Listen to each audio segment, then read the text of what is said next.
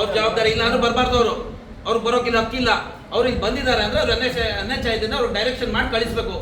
ಏನಕ್ಕೆ ಹೋಗ್ತಿದೀಯಾ, ಏನು ಅಲ್ಲಿ ಮಾತಾಡ್ತೀಯ ಅಂತ.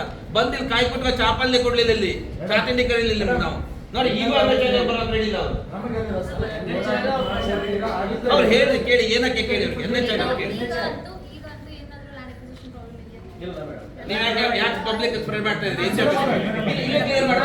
ಎಸಿ ಆಫೀಸ್ ಬಗ್ಗೆ ಯಾಕೆ ಪಬ್ಲಿಕ್ ಸ್ಪ್ರೆಡ್ ಮಾಡ್ತಾ ಇದ್ರಿ? ಎಸಿ ಅವರಿಂದ ಅಪೋಸಿಷನ್ ಆಗಿಲ್ಲ. ಇಡೀ ಊರಲ್ಲಿ ಮಾತಾಡ್ತಾ ಇದ್ದಾರೆ, ಇಡೀ ಕತ್ರಲ್ಲಿ ಮಾತಾಡ್ತಾ ಇದ್ದಾರೆ, ಎಸಿ ಆಫೀಸ್ ಇಂದ ಆಗಿಲ್ಲ. ಲ್ಯಾಂಡ್ ಎಕ್ವಿಷನ್ ಪ್ರಾಬ್ಲಮ್ ಎಲ್ಲ ರೀಸೆಂಟ್ಲಿ ಎಲ್ಲ ಸಾಲ್ವ್, ಎಲ್ಲ ಪ್ರಾಬ್ಲಮ್ ಸಾಲ್ವ್ ಮಾಡಿದ್ದಾರೆ. ಹೇಳಿ ಹೇಳಿ ಇದು ಹೇಳಿ ಲೆಟರ್ಸ್ ಇದೆ ನಮ್ಮ ಕಡೆ.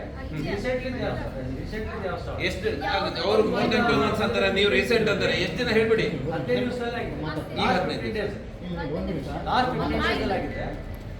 ಆಮೇಲೆ ನಿಮ್ದು ಟ್ರೀ ಕಟ್ಟಿಂಗ್ ಏನಾದರೂ ಇದೆ ಮೇಡಮ್. ಅದನ್ನೇ ನಾವು ಅವ್ರೇನ್ ಮಾಡಿದ್ರೆ ಪಿಡಿಒ ಅವರು NH ಅಂದ್ರೆ ಪಿಡಿಒ ಅವರು ಆಲ್ರೆಡಿ ಅಲ್ಲಿ 600 ಮರಗಳು ಬರ್ತದೆ, 615 ಮರ ಬರ್ತದೆ. ಅದೆಲ್ಲ ಕಟ್ ಮಾಡ್ಲಿಕ್ಕೆ ಹೊನ್ನಾವರ DCF ಅವರು ಲೆಟರ್ ಬರೆದ್ರೆ ಎಲ್ಲ ಡೀಟೇಲ್ ಲಿಸ್ಟ್ ಕೊಟ್ಟಾರ.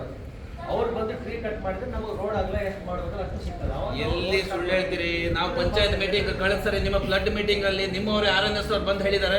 RFO ಎದುರುಗಡೆ ಇದ್ದಾರೆ, ಪ್ರೀತಿನಾಗ ಎದುರುಗಡೆ ಇದ್ದಾರೆ. ನಿಮ್ಮವರಿಂದ ಲೆಟರ್ ಅವರು ಕೊಟ್ಟಿಲ್ಲ ಅಂತ ಹೇಳ್ತಿದ್ದಾರೆ. ಅವ್ರು ಎದುರು ಮಾತಾಡಿದ್ದಾರೆ ನನ್ನ ಮುಂದೆ. ಅಲ್ಲಿ ಯಾವುದೋ ಒಂದು ಬ್ರಿಡ್ಜ್ ಇಶ್ಯೂ ಇದಕ್ಕೆ, ಯಾವುದೋ ಒಂದು ಬ್ರಿಡ್ಜ್ ಇಶ್ಯೂ ಇದಕ್ಕೆ ಮರ ಕಟಿಂಗ್ ಆಗಿಲ್ಲ ಅನ್ನೋದಕ್ಕೆ ಲೆಟರ್ ಕೊಡ್ರಿ, ನೀವು ಕೊಡ್ರಿ, ನಾನು ಮಾಡಿಸ್ಕೊಬತ್ತೀನಿ ಅಂತ ಅಲ್ಲಿ RFO ಹೇಳ್ತಿದ್ದಾರೆ. ನಿಮ್ಮ ಅಧಿಕಾರಿಗಳು ಲೆಟರ್ ಕೊಡಲಿಲ್ಲ. ಓಪನ್ ಆಗಿ ನನ್ನ ಪಂಚಾಯತ್ ಮೀಟಿಂಗ್ ಫ್ಲಡ್ ಅಲ್ಲಿ ಹೇಳಿದ್ದಾರೆ. ಎಲ್ಲಿದ್ದೀರಿ ನೀವು? ಯಾಕೆ ಸುಳ್ಳು ಹೇಳ್ತೀರಿ? ಕೇಳ್ರಿ, ನೀವು ಕೇಳ್ರಿ, ಅವರಿಗೆ ಹೇಳಿದ್ದಾರೆ ಎಲ್ಲ ಕೇಳ್ರಿ. ನೀವೇ ಇದ್ದಾರೆ ಕೇಳಿ, ಅವರೇ ಇದ್ದಾರೆ ಕೇಳ್ರಿ, ಕೇಳಿ ಅವರಿಗೆ. ನಮ್ದು ಡಿಸೆಂಬರ್ ವರೆಗೆ ನಾವು ಎಲ್ಲ ಕ್ಲೋಸ್ ಮಾಡ್ತೀವಿ, ಹೊಟ್ಟೆ ಮುಗಿಸೋಣ. ಅಲ್ಲಿ ಎಷ್ಟು ಜನ ಸಾಯ್ತಾ ಇದ್ದಾರೆ, ಆಕ್ಸಿಡೆಂಟ್ಸ್ ಆಗ್ತಾರೆ. ನೀವು ಈಗ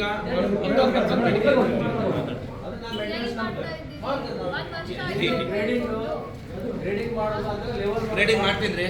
ಇದು ಮುಗಿದ ತಕ್ಷಣ ನನ್ನ ಕಾರಲ್ಲಿ ಕೊಡ್ರಿ. 40 ಕಿಲೋಮೀಟರ್ ಸ್ಪೀಡಲ್ಲಿ ನಿಮ್ಮನ್ನು ಮಾಸಾಡಿ ಕರ್ಕೊಂಡ್ಬಿಡ್ತೀನಿ ನಾವು. ನೀವು ಅಲ್ಲಿಂದ ವಾಪಸ್ ಬಂದ್ರೆ ಹಿಂದ್ಗಡೆ ಒಂದು ಗಾಡಿ ಹೇಳ್ಕೊಡ್ರಿ. ಯಾಕಂದ್ರೆ ಏಜ್ ಆಗಿದೆ ಪಾಪ, ಯಾಕಂದ್ರೆ ನಾನು ಹಿರಿಯರ್ ಇದ್ದೀರಿ, ನಿಮ್ಗೆ ಇದು ಮಾಡಕ್ಕೆ ರೆಡಿ ಇಲ್ಲ. ನಂದು ಇನೋವಾ, ಮತ್ತೆ ನೀವು ಇನೋವಾದಲ್ಲಿ ಮುಂದಿನ ಸೀಟಲ್ಲೇ ಕೊಡ್ರಿ. 40 ಕಿಲೋಮೀಟರ್ ಸ್ಲೋ ಮಾಡಲ್ಲ ನಾವು ಗಾಡಿ. 40 ಕಿಲೋಮೀಟರ್ ಹೊಡಿತೀನಿ. ಮಾಸ್ತಾಡದಲ್ಲಿ ನೀವು ಹೇಳ್ಕೊಡ್ರಿ. ನೀವು ಗ್ರೇಡಿಂಗ್ ಮಾಡಿದ್ರಿ ಸರ್, ನೀವು ಗ್ರೇಡಿಂಗ್ ಮಾಡಿದ್ರಿ, ನಿಮ್ಮೇ ಮಾತು. ನನ್ನ ಕಾರಲ್ಲಿ ಇನೋವಾದಲ್ಲಿ ಇದು ಮುಗಿದ ತಕ್ಷಣ ನೀವು ಮುಂದಿನ ಸೀಟಲ್ಲಿ ಕೊಡ್ರಿ. ಇನೋವಾದಲ್ಲಿ 40 ಕಿಲೋಮೀಟರ್ ಸ್ಪೀಡಲ್ಲಿ ಹೋಗ್ತೀನಿ. 80ರಲ್ಲಿ ಹೋದ್ರೆ ನೀವು ಇರಲ್ಲ, ನಾನು ಇರಲ್ಲ. 40 ಕಿಲೋಮೀಟರ್ ನಾನು ಸ್ಪೀಡಲ್ಲಿ ನಾನು ಗಾಡಿ ಹೊಡಿತೀನಿ. ನೀವು ಮುಂದ್ಗಡೆ ಮಾಸ್ತಾಡಿ ಹೇಳಿರಿ, ಮುಗೀತು. ನಾವು ಯಾವ ಪ್ರತಿಭಟನೆ ಮಾಡ್ತೀವಿ ಬರ್ರಿ. ನೋಡಿ ಡೈಲಿ ಹೋಗ್ತೀವಿ, ಡೈಲಿ ಓಡಾಡ್ತೀರಲ್ಲ, ಏನು ಸುಳ್ಳು ಹೇಳ್ತೀರಿ? ಸುಳ್ಳು ಬೇಡ.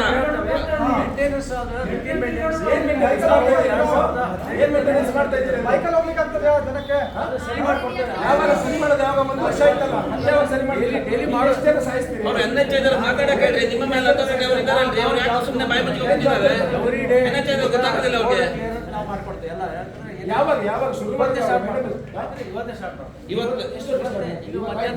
ಸ್ಟಾರ್ಟ್ ಮಾಡಿ. ನೀವು ಭಾರಿ ಅರ್ಜೆಂಟ್ ಮೇಂಟೆನೆನ್ಸ್ ಶುರು ಮಾಡಿ. ಮೇಂಟೆನೆನ್ಸ್ ವರ್ಕ್ ನಾವು ಮೇಂಟೆನೆನ್ಸ್ ಅಂತ ಏನು ಮಾಡಿ? ಈಗ ಆಕ್ಚುಲಿ ನೀವು ರೋಡ್ ವರ್ಕ್ ಮುಗಿಬೇಕು ಬಿಕಾಸ್ ಈಗ ಯಾವ ಅಕ್ವಿಸಿಷನ್ ಒಂದು ನಿಮಿಷ ಮಾತಾಡ್ಬೋದು. ಇವ್ರು ಮೇಂಟೆನೆನ್ಸ್ ಹೇಳ್ತಿರ್ಬೇಕು. ಹೇಗೆಂದ್ರೆ ಒಂದು ಸೂಪರ್ವೈಸರ್, 2 ಸೂಪರ್ವೈಸರ್, ಅವ್ನಿಗೆ ಅಸಿಸ್ಟೆಂಟ್ ಒಂದು ಸೂಪರ್ವೈಸರ್, ಅವ್ನಿಗೆ 2 ಮೊಬೈಲ್, ಇದಕ್ಕೆ 1 ಮೊಬೈಲ್. ಅವ್ನ ಜೊತೆ 3 ಜನ ಇಷ್ಟೇ ದೊಡ್ಡ ರಿಪೋರ್ಟ್ ತಗೊಂಡು ಒಬ್ಬರು ಗಂಟು 2 ಥಿಂಗ್ಸು. ಅವ್ರು ಇಷ್ಟಿಷ್ಟು ದೊಡ್ಡ ಗುಡ್ಡಿ ತಗೊಂಡು ಗುರಿ ಆ ಗುರಿಯಿಂದ ಹೊಂಡದಲ್ಲಿ ಬೀಳ್ತದೆ ಮಣ್ಣು. ಗಾಡಿ ಬಂದು ಪಜ ಹೋಗ್ತದೆ. ಅವರು 1:30ಗೆ ಒಂದು ಟಿಪ್ಪರ್ ಬರ್ತದೆ. ಆ ಟಿಪ್ಪರ್ ಹತ್ಕೊಂಡು ಊಟಕ್ಕೆ ಹೋಗ್ತಾರೆ. ಸೇಮ್ ಮೇಂಟೆನೆನ್ಸ್ ಅಲ್ಲ ಸರ್? ನಾ ಏನಾದ್ರು ಸುಳ್ಳು ಹೇಳಿದೆ? ಮೇಂಟೆನೆನ್ಸ್ ಸುಳ್ಳು ಹೇಳಿದೆ? ಸೇಮ್ ಅಲ್ಲ? ಅಲ್ಲ, ನಾ ಹೇಳಿದೆ ಈ ಮೇಂಟೆನೆನ್ಸ್ ಸೇಮ್ ಅಲ್ಲ. ಇವತ್ತು ರೋಡಲ್ಲಿ ಮಣ್ಣು ಹಾಕ್ತಾ ಇದ್ದಾರೆ.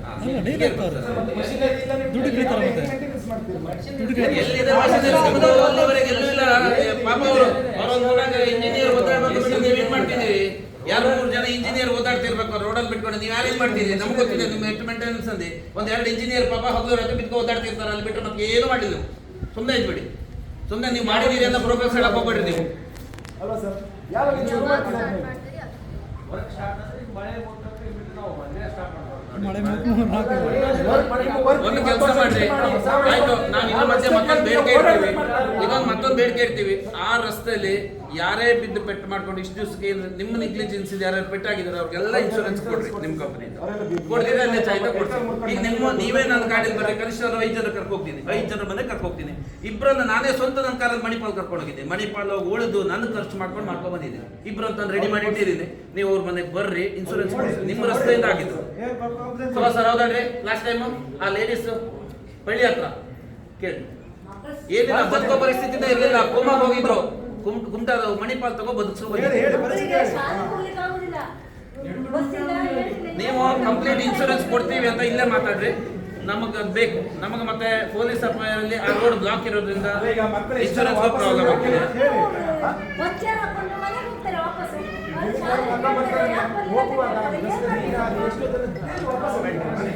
ಮೇಡಮ್ ಮತ್ತೆ ಮಾಡಿದ್ರೆ ಆ ರೋಡ್ ಇನ್ಶೂರೆನ್ಸ್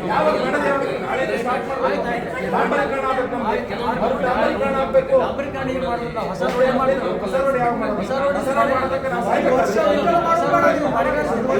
ಯಾರು ರೋಡ್ ಮಾಡೋದು? ಡಾಂಬರೀಕರಣ ನಮ್ಮ ಓಡಾಟ